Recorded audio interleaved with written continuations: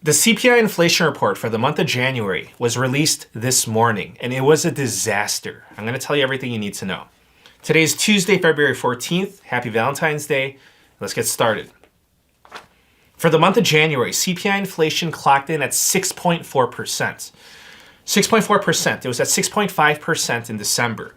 This means that inflation is coming down at a snail's pace. At this rate, we'll reach the Federal Reserve's target rate of inflation of 2% inflation in 2026. So it looks like the Federal Reserve, they've been taking a premature victory lap. So here's the situation. Month over month, the consumer price index rose by 0.5%.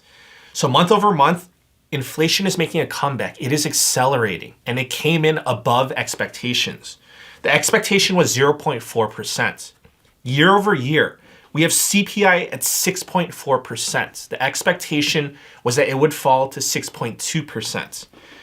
So I told you this in my previous video, inflation is going to get stickier in the 5% range. But take a look at what's happening right now. They're having trouble even in the 6% range. So everybody knows I said this. I said that multiple times. So imagine how bad it's going to be when we get in the 5% range. So inflation from 6.5% in December to 6.4%, yeah, okay, that's progress, but again, that is at a snail's pace, 0.1%. So my concerns, which I clearly relayed to everyone, they are playing out. The low-hanging fruit, it's already been picked to bring down inflation, energy prices, and supply chain disruptions. So energy prices have bottomed, and goods inflation that has already come down significantly, the supply chains. So you've picked the low-hanging fruits, and that gives, that's obviously going to give you the biggest bang for the buck. And now you're going to have inflation become stickier. Core inflation climbed to 5.6%. So here's a breakdown of year-over-year stats. Energy prices are up 8.7%. Services, excluding housing, up 8%. Shelter, up 7.9%. Food is up 10.1%. So let's break down these categories, one by one. Starting with food, an inflation rate of 10.1%. That's very troubling for everyday Americans.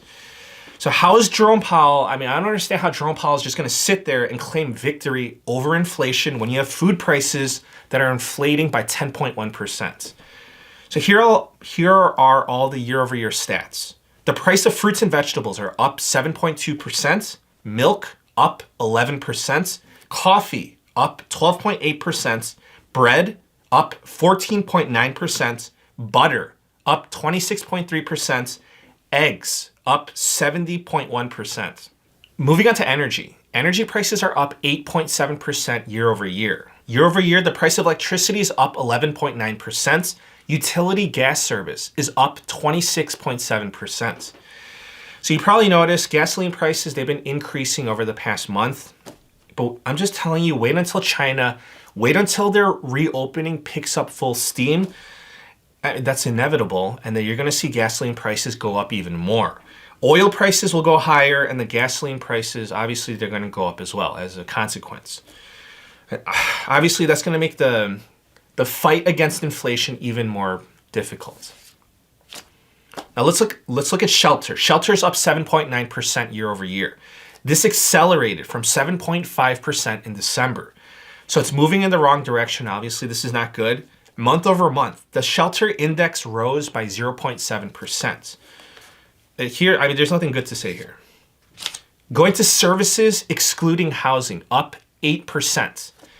So this one is extremely important. It's probably the biggest category that the Federal Reserve is paying attention to. We're talking about the labor markets. The Federal Reserve has been concerned for quite some time that the labor market is overheating and that the supply-demand imbalance for workers is going to be problematic because of wage inflation. So we saw big job gains in January. It was actually 8 standard deviations more than expected. To me, that was incredible in the most literal sense. That's all I'm going to say. We're going to save this topic for a separate video. Now, let me tell you about inflation expectations. So this is what the general public expects. So expectations are very important because that's going to influence behavior, and that's going to influence demand and that's going to have consequences on the rate of inflation. So according to the Federal Reserve Bank of New York microeconomic data for January, people still had the expectation that the rate of inflation will continue to decline in the short run. Please don't misunderstand what I'm saying here. People still expect prices to go up, but just at a slower pace. In the long run, people expect inflation to be an ongoing issue. So this is different compared to how inflation was basically non-existent pre-pandemic in the last decade. When it comes to the labor markets, 41% of people believe that unemployment will be higher 12 months from now. This edged up about 1% from December. The results were skewed for people with a college education and annual household income greater than $100,000. So basically, white-collared people are afraid that they're going to be at a higher risk of losing their job. When looking at household finances, this report shows that households are expecting that their spending will slow down in 2023. So it's been falling sharply over the past few months. Median household spending growth expectations fell from 6.9% in November to 5.9% in December, and it fell even further to 5.7% in January. So this decline, it was across all age groups and income levels. Now, let me give you a status update on the US consumer because the data points are showing more weakness. It's degrading. Americans are now relying more and more on their credit cards just to make ends meet. We're talking about more people charging on their credit card to pay for day-to-day living expenses. But additionally, this is no surprise, people love to spend money. The average American will spend $192 on Valentine's Day for flowers, gifts, candy, cards, for significant others, coworkers, for classmates, etc. According to a report by LendingTree, this year, 27% of people will rely on their credit cards to cover the cost of Valentine's Day expenses. And for most people, it's going to take about 2 months for them to pay it off. A report by Wallet Hub says that 1 out of 5 Americans feel that buying a Valentine's Day gift is worth the credit card debt. So listen, the situation with this credit card debt, it's not good because, as you know, interest rates are going up. That's because the Federal Reserve continues to raise interest rates, and the thing is that they're not done yet. They're going to raise interest rates even further in March. Bankrate says that 35% of American adults carry a credit card balance month to month. So this is up from 29% last year. So what that stat, that's based on all adults. When you're talking about Americans that have credit cards, 46% of cardholders carry a balance month to month. So this is up from 39% last year. So just think about it. That's almost half of everybody that has a credit card. Obviously, it's not like people enjoy having a credit card balance. We're seeing the percentages go up because inflation is going up faster than wage growth. This is what the governmental reports are showing. So listen, most people, they get into credit card debts because of an emergency. It's usually related to your car or your health or your home. But now, the reports are showing this. The stats are showing that more people they're falling into credit card debts because they simply can't keep up with day-to-day living expenses. A Gallup poll released last week shows that 50% of respondents described their personal financial situation as worse compared to a year ago. So this is the highest percentage since 2009. Now let me give you the forecast information for 2023. This is coming from the survey that the Federal Reserve Bank of Philadelphia conducted. The survey, it asked leaders at all over the place, leaders of banks, JP Morgan, Wells Fargo, etc., economists at universities, Berkeley to Johns Hopkins University, ratings agencies, analytics firms, etc. And here are their predictions on GDP, unemployment, and inflation. The consensus is no recession in 2023. They're saying GDP growth of 0.6% in Q1. So that's January, February, March of this year. In Q2, they're saying GDP growth of 1%. They revised their expectations upwards because last year they were saying that in Q1 and Q2 of this year, GDP would grow at 0.2%.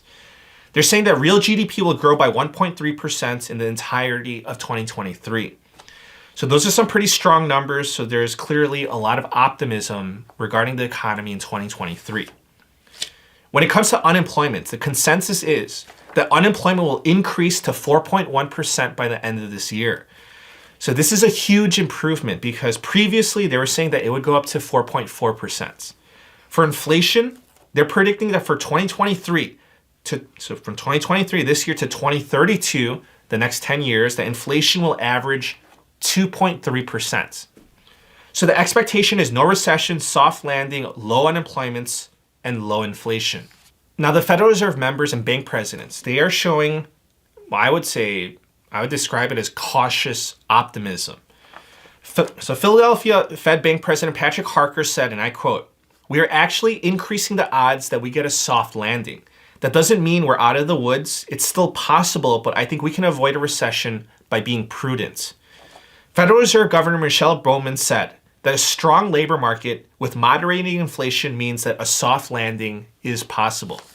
So listen, the January jobs report, it came in way above expectations. 517,000 jobs created that month.